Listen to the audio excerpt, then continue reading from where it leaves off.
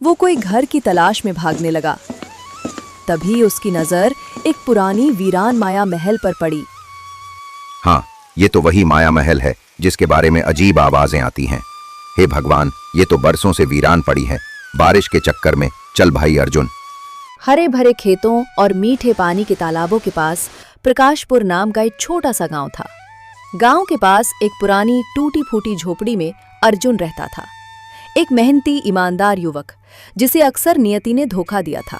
खेत बंजर पड़े थे, पानी की एक बूंद तक नहीं थी। इतनी मेहनत कर ली हमने, फिर भी हमारे खेतों में कुछ नहीं उगता। हमारी तकदीर तो ऐसी लगती है जैसे सच में पत्थर पर लिखी गई है। तभी उसका दोस्त कबीर वहां आ पहुंचा। अरे अर्जुन, तुम तो फिर से मिट्टी खोद रहे हो। सुना है इस बार तो बीज ने भी मना कर दिया। कबीर, तुम तो जानते हो मेहनत करने वालों को भगवान देर से देता है, पर देता जरूर है। भगवान, तुम्हारे हिस्से का तो भगवान भी भूल गए।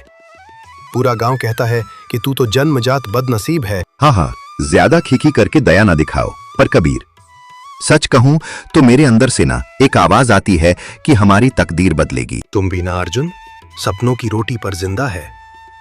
कम से कम दिल तो जिंदा है कबीर, और उम्मीद भी। कबीर हंसते हुए वहां से चला गया। शाम को अर्जुन अपने घर लौटा। उसकी माँ शारदा देवी मिट्टी के चूल्हे पर बैठी थीं, पर चूल्हा ठंडा पड़ा था। बेटा, लगता है भगवान ने तेरी तकदीर बिना स्याही की कलम से लिखी है। माँ, तुम ही तो सिखाती हो हिम्मत कभी नहीं हारनी चाहिए। पर बेटा, जब पेट भूखा हो और किस्मत अंधी, तब माँ का दिल कांप जाता है। अपने दिल को जरा थाम लो माँ।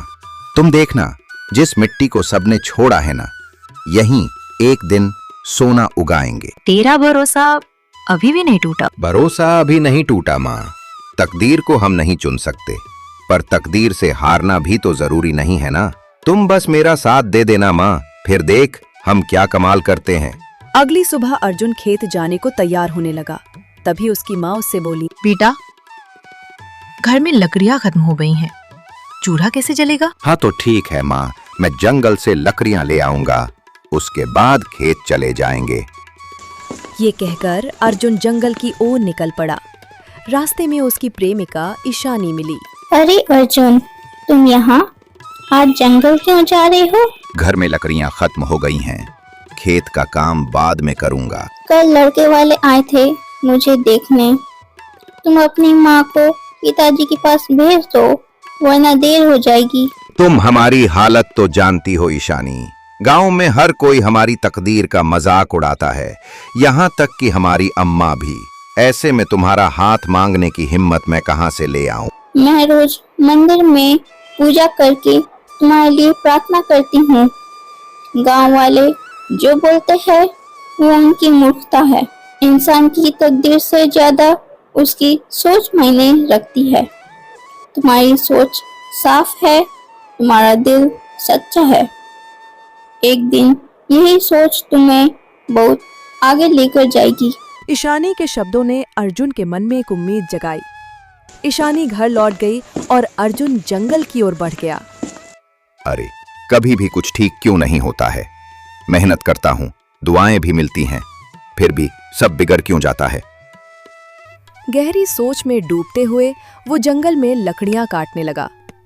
थोड़ी देर बाद उसने लकड़ियां बांधी और वापस गांव की ओर चल पड़ा। अरे, ये कौन से रास्ते पर आ गए हम तो रास्ता ही भटक गए। तभी तेज बारिश शुरू हो गई। आहा, ये क्या मुसीबत है, अब बारिश भी। वो कोई घर की तलाश में भागने लगा। तभी उसकी नजर एक पुरानी वीरान माया महल पर पड़ी। हाँ, ये तो वही माया महल है जिसके बारे में अजीब आवाजें आती हैं। हे भगवान, ये तो बरसों से वीरान पड़ी है। बारिश के चक्कर में चल भाई अर्जुन। डरते डरते अर्जुन उस माया महल के नजदीक पहुंचा। बारिश भी तेज थी और भूख भी लग रही थी। बस कुछ देर बैठेंगे, उसके बाद बारिश रुकते ही यहाँ से निकल जाएंगे। पर जैसे ही उसने कदम अंदर रखा, उसकी आंखें फटी की फटी रह गईं। अंदर से माया महल किसी राजा के महल जैसी सजी हुई थी। दीवारों पर प्राचीन चित्र, फर्श पर महंगे गलीचे। हे, ये कैसे हो सकता है? बाहर से ये तो एकदम खंडहर जैसी और अंदर किसी राजा के महल जैसी। तभी अर्जुन की नजर एक कमरे की ओर चली गई, जहां से कुछ आवाजें आ रही थीं। अर्जुन उस कमरे की ओर बढ़ा। सामने का दृश्य देखकर वो बुरी तरह चौंक गया। हैं, ये क्या है? एक बड़े से पिंजरे में तोता बंद है और उसके बगल में एक खूंटे से बंधा एक घोड़ा भी है। तोता और घोड़ा साथ साथ, बड़ी विचित्र बात है।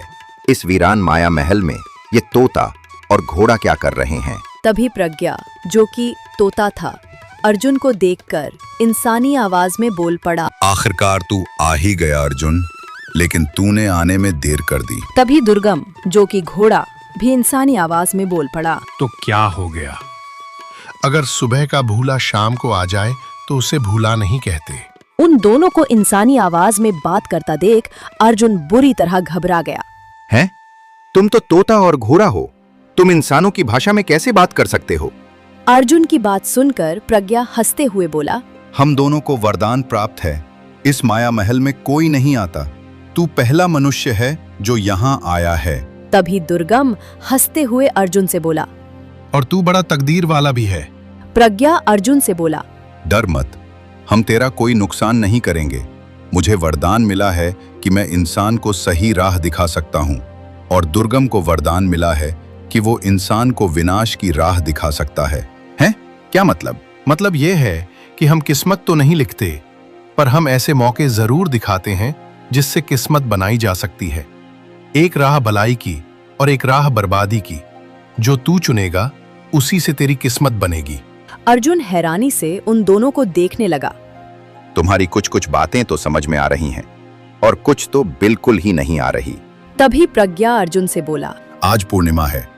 हर पूर्णिमा की रात को हम दोनों तुझे एक एक रास्ता दिखाएंगे। तू जो चुनेगा वही तेरी दिशा तय करेगा।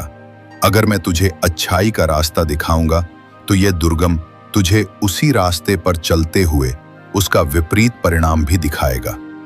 तेरा चुनाव ही तेरी किस्मत तय करेगा। अगर तू सही चुनाव करेगा तो विश्वास कर, तेरी तकदीर के सितारे पलट जाएंगे। अर्जुन गहरी सोच में डूब गया। कुछ देर बाद उसने कहा, हाँ तो ठीक है, मैं तैयार हूँ, चलो। तो फिर जा।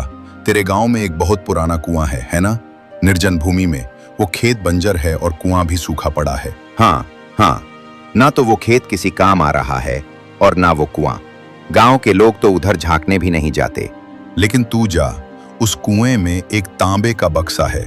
तुझे कुएं के अंदर उतरना होगा। बक्से में बेशुमार सोने चांदी के गहने रखे हुए हैं जो एक राजा के हैं। तू उन गहनों को हासिल कर सकता है और अमीर बन सकता है। यह सुनकर अर्जुन खुश हो गया। वो जाने ही वाला था कि तभी दुर्गम बोल पड़ा, लेकिन रुक जा, अब मैं तुझे इसका विपरीत परिणाम बताता हूँ। उस कुएं की दीवार बहुत कच्ची है। जब तू बक्सा निकालने लगेगा तब दीवार गिर सकती है। तू घायल भी हो सकता है, तेरी मृत्यु भी हो सकती है। इससे बेहतर एक दूसरा रास्ता बताता हूँ। सुन, तू सीधे साहूकार की हवेली में घुस जा। वहां एक कक्ष है जिसे साहूकार बंद नहीं रखता, लेकिन उस कक्ष में बहुत सारा सोना चांदी रखा हुआ है। तू चोरी कर ले, किसी को शक भी नहीं होगा। अर्जुन गहरी सोच में डूब गया। मैं तो यहाँ से अभी जा रहा हूँ, फैसला मैं बाद में करूंगा।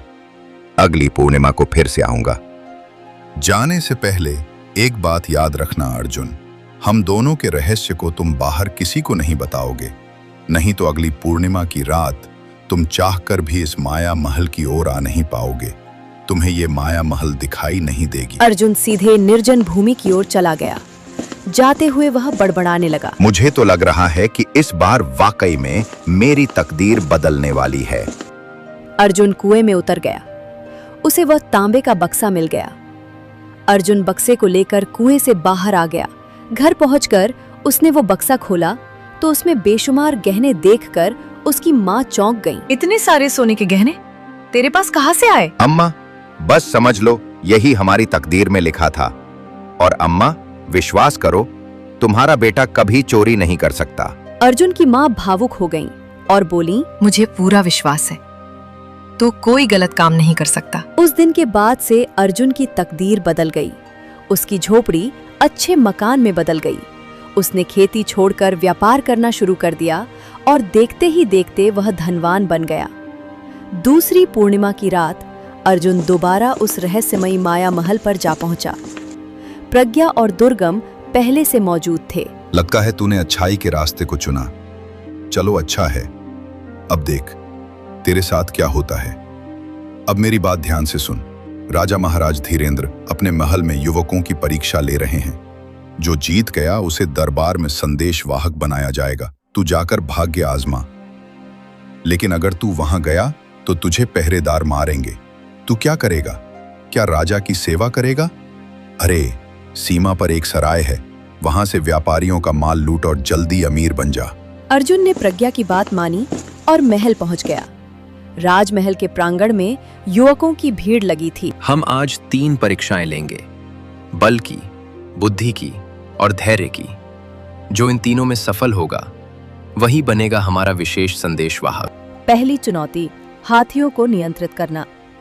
अर्जुन हाथी के सामने आता है, शांति से उसकी आंखों में देखता है, कान सहलाता है और उसे बैठा देता है। दरबार में शोर मच गया। ओए, इसने तो कर दिखाया, शाबाश। राजा ने एक पहेली सुनाई। 4 दीवारों में बंद हूं मैं, ना मैं दिखता ना मैं चलता। मेरे बिना सब मौन है, मुझसे ही हर बात पलता। अर्जुन सोचते हुए बोला, उत्तर है शब्द। बिल्कुल सही। तीसरी परीक्षा, धैर्य। राजा की आज्ञा से युवकों को गर्म धूप में एक घड़े को सिर पर रखकर 5 कोस चलने को कहा जाता है। घड़ा पानी से भरा है और वह गिरना नहीं चाहिए। अर्जुन पूरे रास्ते मौन, शांत, संयमित रहता है। घड़ा नहीं गिराता। कई युवक थककर घड़ा गिरा देते हैं। मैं नहीं चल सकता। अरे मेरा तो पानी छलक गया। लेकिन अर्जुन ने ना पानी गिरने दिया, ना थकावट दिखाई। वो 5 कोस चलकर समय पर वापस पहुंचा। तो तीनों परीक्षा में जिसने विजय पाई वो अर्जुन है। हम इसे राज्य दरबार का संदेशवाहक नियुक्त करते हैं। दरबार गूंज उठा। इस तरह अर्जुन ने दूसरी पूर्णिमा पर भी अच्छाई का रास्ता चुना और उसके जीवन ने एक और मोड़ ले लिया। गांव वालों ने अर्जुन को हमेशा फूटी तकदीर वाला समझा था, लेकिन जब उसकी मेहनत रंग लाई और वो राज दरबार का संदेशवाहक बना तो पूरे गांव की सोच बदल गई। अरे भाई, अर्जुन तो अब तकदीर वाला बन गया रे। जैसी तकदीर पलटी है वैसी शायद किसी की ना पलटे। वही गांव जो कभी उसका उपहास करता था अब उसे सम्मान की दृष्टि से देखने लगा। कुछ समय बाद गांव का मुखिया जयदेव स्वयं उसके घर आए। प्रणाम माता जी, अगर आपकी अनुमति हो तो मैं अपनी पुत्री ईशानी का विवाह अर्जुन से करना चाहता हूँ। ये हमारे लिए सौभाग्य की बात होगी। अर्जुन मुस्कुरा दिया, मन ही मन सोचने लगा, तकदीर भी कैसे कैसे खेल दिखा रही है। कुछ ही दिनों में विवाह संपन्न हो गया। ईशानी अर्जुन की अर्धांगिनी बन गई। विवाह के कुछ समय बाद ईशानी अर्जुन से बोले, अर्जुन, तुम अचानक इतने धनवान कैसे बन गए और महाराज धीरेंद्र से इतनी नजदीकी कैसे हो गई? ना ना ईशानी, मैं तुझे चाहकर भी नहीं बता सकता। बस तुम इतना जान लो कि ये सब ईश्वर की कृपा से हुआ है। मैंने कोई गलत काम नहीं किया। अब मैं दोबारा कभी नहीं पूछूंगी। मुझे तुम पर पूरा भरोसा है। पूर्णिमा की रात अर्जुन को फिर से प्रज्ञा और दुर्गाम की याद आई। उसे माया महल की ओर कुछ खींचता हुआ ले गया। अंदर बैठा प्रज्ञा और दुर्गाम अर्जुन को देखकर चौंक उठे। हमें लगा था कि अब तो तू हमें भूल गया होगा। ऐसा कैसे हो सकता है? मैं भला तुम दोनों को कैसे भूल सकता हूँ? आज मैं ये जानने आया हूँ कि तुम दोनों आखिरकार हो कौन। हाँ, अब वक्त आ गया है सच्चाई बताने का और हमारे श्राप से मुक्त होने का। तू हर बार भले रास्ते पर गया, इसी वजह से हमें आजादी मिल रही है। हम तो बस रास्ता दिखाते हैं। भगवान ने हमें यही हक दिया है। चुनाव तेरा, लेखा जोखा उसका। तू है तकदीर वाला क्योंकि तूने सही चुना। तो क्या तुम सच में हमारी मदद कर रहे थे या हमें भटका रहे थे? हम इस माया महल के श्राप हैं। 100 साल पहले यहाँ के राजा ने तकदीर पर शोध करने की ठानी थी। ईश्वर नाराज हो गए। राजा तो खत्म हुआ, पर उसके 2 सेवक, हम इस श्राप में फंस गए। हमारे श्राप की मुक्ति का मार्ग यही था कि हम एक मनुष्य को 2 राहें दिखाएं और वो हर बार अच्छाई की राह चुने। अर्जुन ने हर बार वही चुना। जो कठिन था लेकिन सही था। उसी क्षण प्रज्ञा और दुर्गम रंग बिरंगे प्रकाश में बदलकर 2 पुरुषों के रूप में प्रकट हुए और फिर अंततः अदृश्य हो गए। अर्जुन को कोई आश्चर्य नहीं हुआ, उसे सब ज्ञात हो चुका था। हाँ, तो अब मैं इस रहस्य को हमेशा बनाए रखूंगा। तुम लोगों का बहुत बहुत धन्यवाद। इतना कहकर अर्जुन मुस्कुराया और माया महल से बाहर निकल गया। तकदीर वही करती है जो इंसान के कर्मों से जुड़ी हो। जो सही राह चुनता है, तकदीर खुद उसके आगे झुक जाती है। अर्जुन की कहानी बस एक कहानी नहीं, हर इंसान के अंदर छुपे उस तकदीर वाले की गवाही है।